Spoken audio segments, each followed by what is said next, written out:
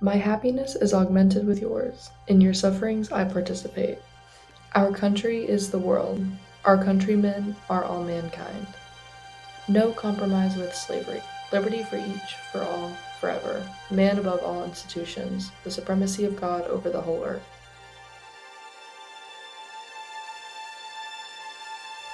Who was William Lloyd Garrison?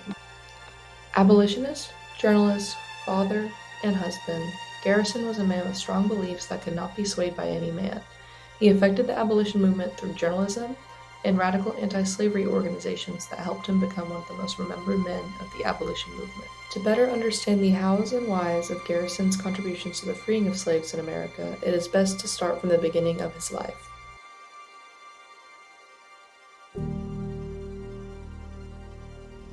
In Newburyport, Massachusetts, on December 10, 1805, William Lloyd Garrison was born the son of two British immigrants, Abijah Garrison and Frances Maria Lloyd. After the U.S. Embargo Act of 1807, a young William and his mother were abandoned by his father after he lost his job as a merchant sailing pilot and master.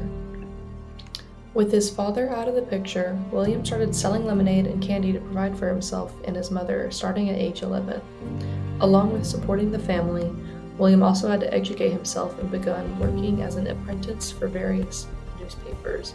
He spent those first years troubled and unhappy until 1818, when he started an apprenticeship with the Newburyport Herald. This was the beginning of a lifetime of journalism for William, and by using the pseudonym Aristides, he started writing his own papers where he developed a voice of his own. After his apprenticeship ended, Garrison became the sole owner, editor, and printer of the Newburyport Free Press.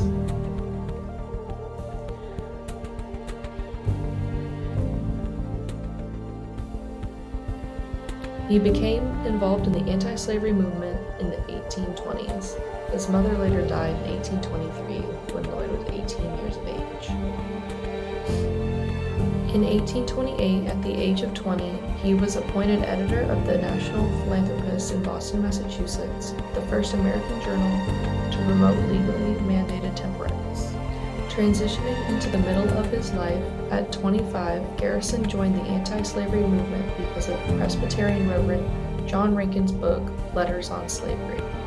William was briefly a member of the American Colonization Society, a collective of white men who promoted the resettlement of slaves as well as freed black people to a territory also known as Liberia on the western coast of Africa.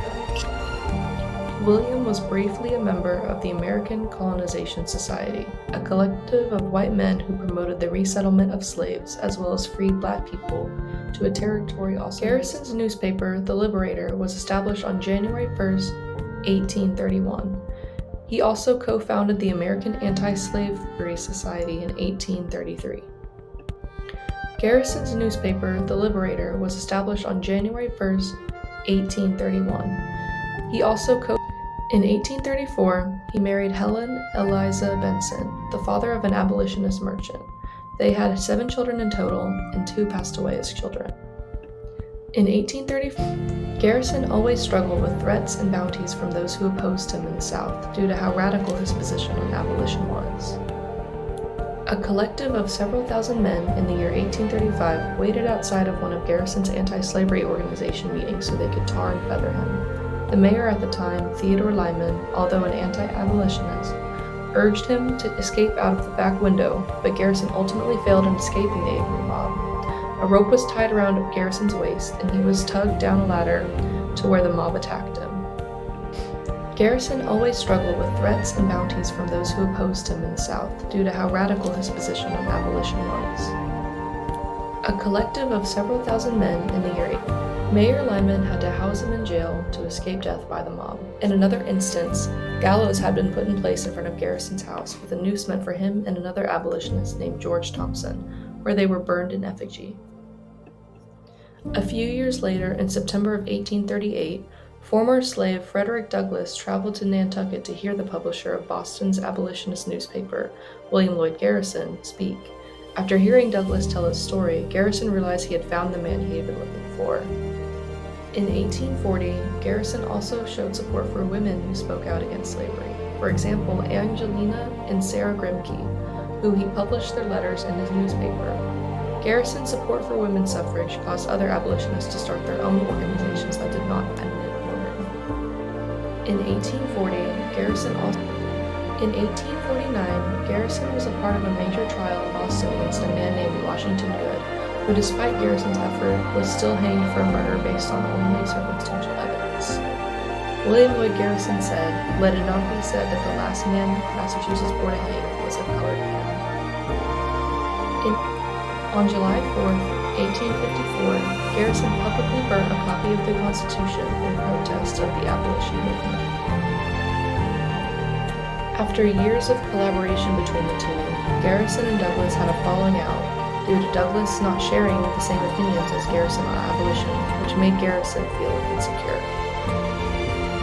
Along with the major trial in Boston in 1849, the Liberator also followed the trial of John Brown very closely, even as far as posting Brown's final words at the trial in his newspaper. After many years of dedicating his life to the anti-slavery movement, Lloyd felt more done with his mission in life and decided to spend more time with his family and cared for his now sick wife. Helen later died on January 25, 1876, after a severe cold worsened into pneumonia.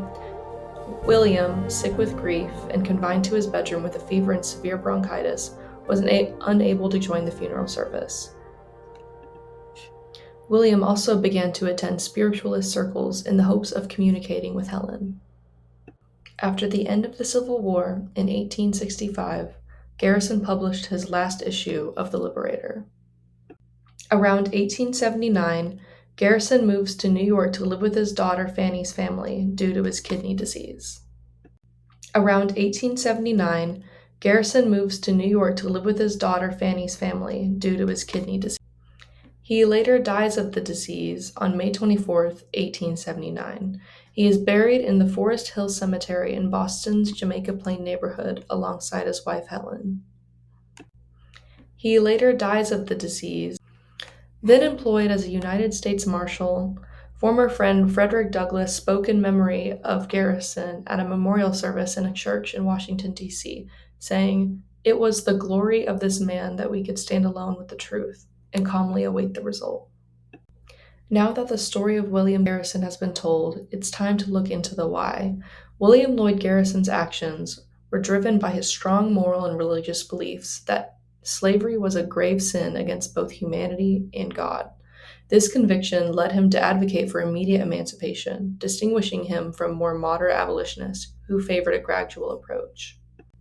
Because of Garrison's push for immediate emancipation, his approach energized the abolition movement, raising widespread awareness about slavery's injustices. However, his uncompromising stance also caused divisions, as some more moderate abolitionists disagreed with his call for immediate emancipation. Along with disagreeing with the public about the call for immediate emancipation, other things Garrison did were considered controversial in his time as well as today. He preferred moral persuasion over a political compromise, which was viewed as impractical because it made him lose allies, such as Frederick Douglass. He constantly critiqued the Constitution, where in one instance called it a covenant with death, and in another instance publicly burned a copy of it. He supported women's rights along with anti-slavery, which was still considered very new and orthodox in the United States. The Liberator consisted of lots of violent imagery that some found to be excessive and cruel. Despite the controversies that Garrison posed in his lifetime, his legacy stems specifically from his work as a journalist for his newspaper, The Liberator, where he discussed abolition. Garrison's work caused him to become well-renowned as an abolitionist and not remembered as much for his extremist-like actions.